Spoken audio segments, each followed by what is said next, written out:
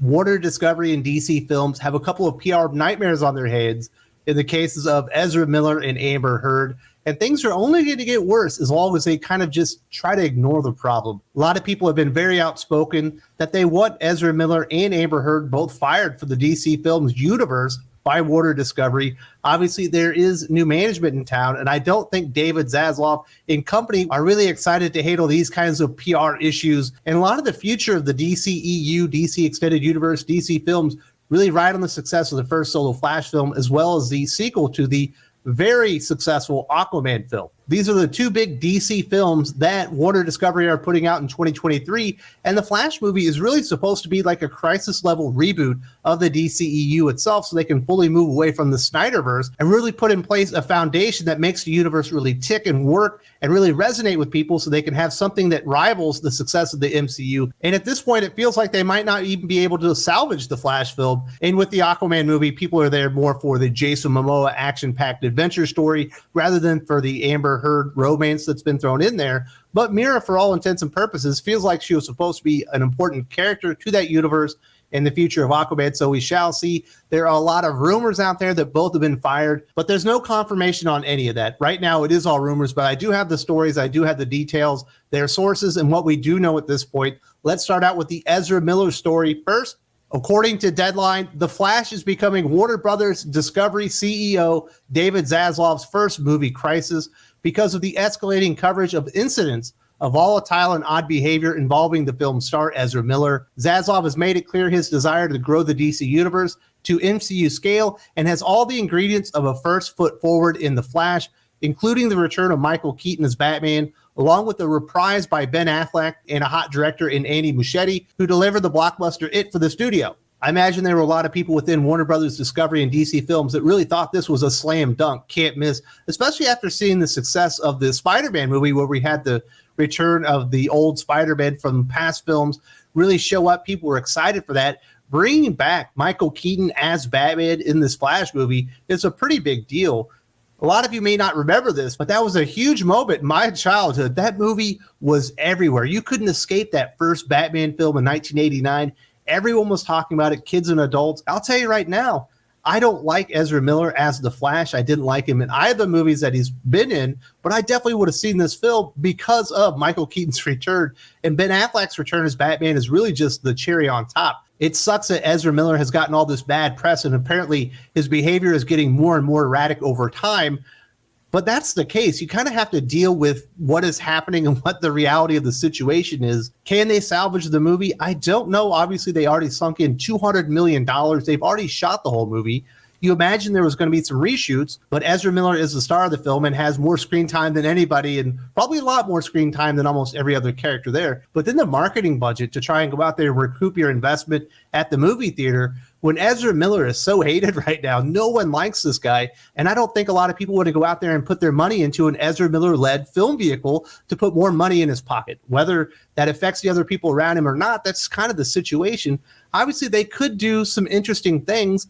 They could do full reshoots and recast The Flash. This is the Flashpoint movie. Obviously, that means there's multiverses. You could bring in Grant Gustin. A lot of people like his version of the Flash from the CW, and you could probably replace the character, but you're probably going to spend like another $100 or $150 million just kind of reshooting it and getting it ready to have this weird transition.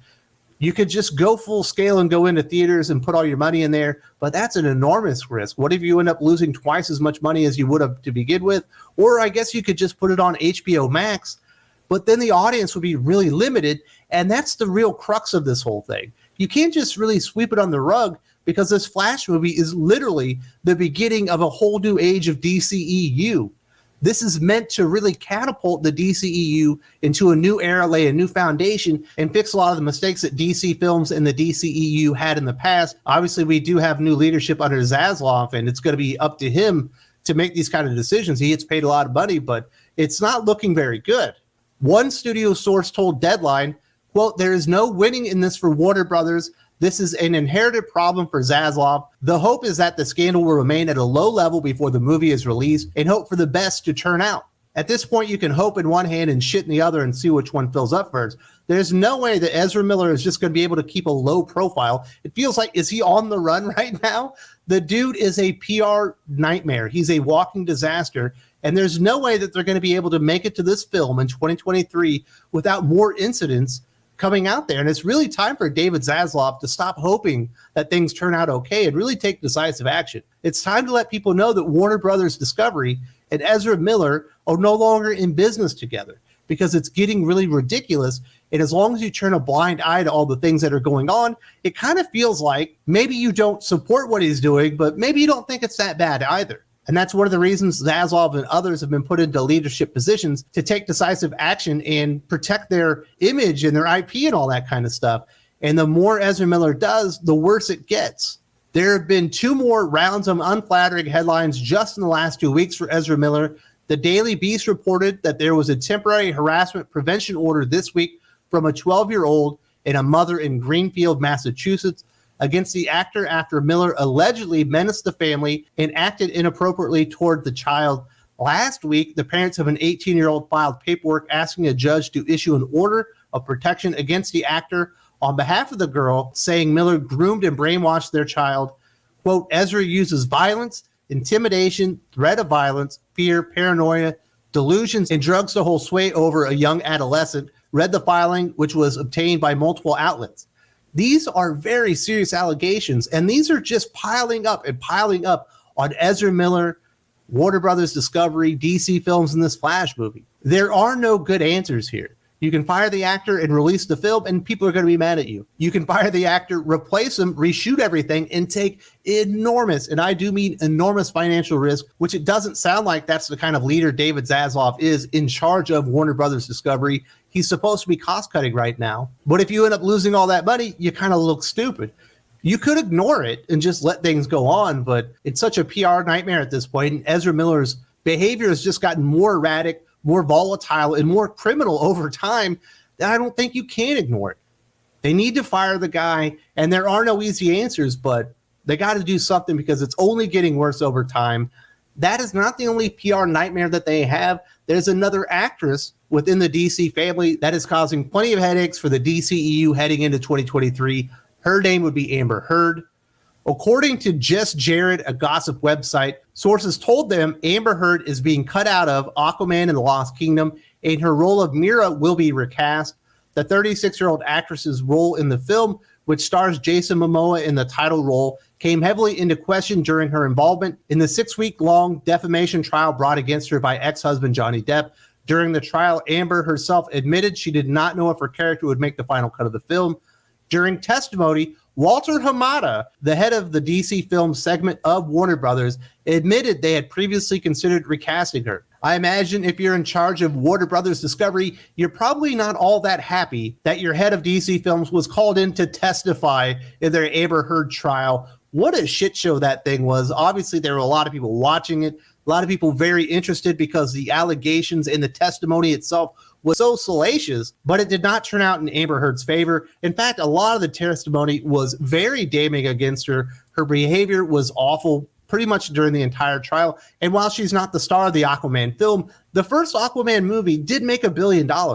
And I imagine DC Films, after the struggles and failure pretty much of the Wonder Woman sequel, would like to make another $1 billion and make some money for the studio and get some more positive momentum after the success of The Batman. Can you do that with Amber Heard as a part of the cast there? I don't know that a whole lot of people are just going to nope out on the Aquaman movie just because Amber Heard is in there, but you are daring them to make a decision, especially with what's going on with Ezra Miller as well. I think if that situation wasn't happening at the exact same time, this might be a little bit different. But Warner Brothers Discovery and DC Films don't look very good, and they do look like hypocrites right now because Johnny Depp was fired from his Fantastic Beast role with Warner Brothers, while Amber Heard remained hired. Obviously, there's been a sea change within Warner Brothers. Now it's Warner Brothers Discovery as we had this merger, and it wasn't Zaslav's decision to begin with, but those decisions are still associated with the studio themselves, and they do look like hypocrites because it looks like Amber Heard was probably the bad guy. It went to a jury, and they made a decision, and it wasn't in her favor. Now, I don't think Johnny Depp came out of there looking great, but he certainly didn't look nearly as bad as Amber Heard in all of this. Now, as far as the rumor that she's been fired, Just Jared did have an update. Sources close to the Aquaman production gave an update saying, quote, Amber has not been completely cut from the film. She still has a small role, unquote, but Just Jared does add, other sources still say Amber will be recast, but will update readers as more information rolls in. I'll be surprised if they do recast Amber Heard at this point. They probably don't think the Ezra Miller Amber Heard stuff is really related. Although in my mind, I do think the two things could snowball and really make one giant headache where maybe people don't want to go see the Aquaman, but it would cost more money. A lot of time reshoots are budgeted in, but you want to waste all of your money and your time recasting Amber Heard at this point, when really she's not a main player within the movie. It sounds like she has less than 20 minutes of screen time before all this stuff happened. I don't think that she'll get the same treatment as Ezra Miller, but the allegations and the testimony during the trial were quite damning. Physical abuse against a loved one is no joke, whether it be a man-on-woman physical abuse or woman-on-man physical abuse or woman-on-woman or man-on-man. Those types of allegations and testimony are really impactful on people. A lot of people have experienced situations like that, and they're not likely to just sweep them under the rug like I imagine Warner Brothers Discovery and a lot of people would hope that they do, but they've got some decisions to make. With Ezra Miller, I don't really think there is a decision. It's just making the announcement and doing the right thing. Amber Heard, I guess, could be a little bit more complicated, but at this point, when you have both of these PR issues coming up, there's violence in both stories and whatnot. These are the two biggest movies in 2023. DC needs them to be successful. They might be smart just to get rid of both of them. If you need more information and maybe a refresher on what happened with Ezra Miller in the past and some of the past allegations of physical abuse and some of the things that he got arrested for in Hawaii, I did do this video kind of wrapping all that kind of stuff up. Obviously, these are new allegations to put on top of it, but the guy's been in trouble for a long time, and I'm shocked that Warner Brothers Discovery hasn't done anything yet.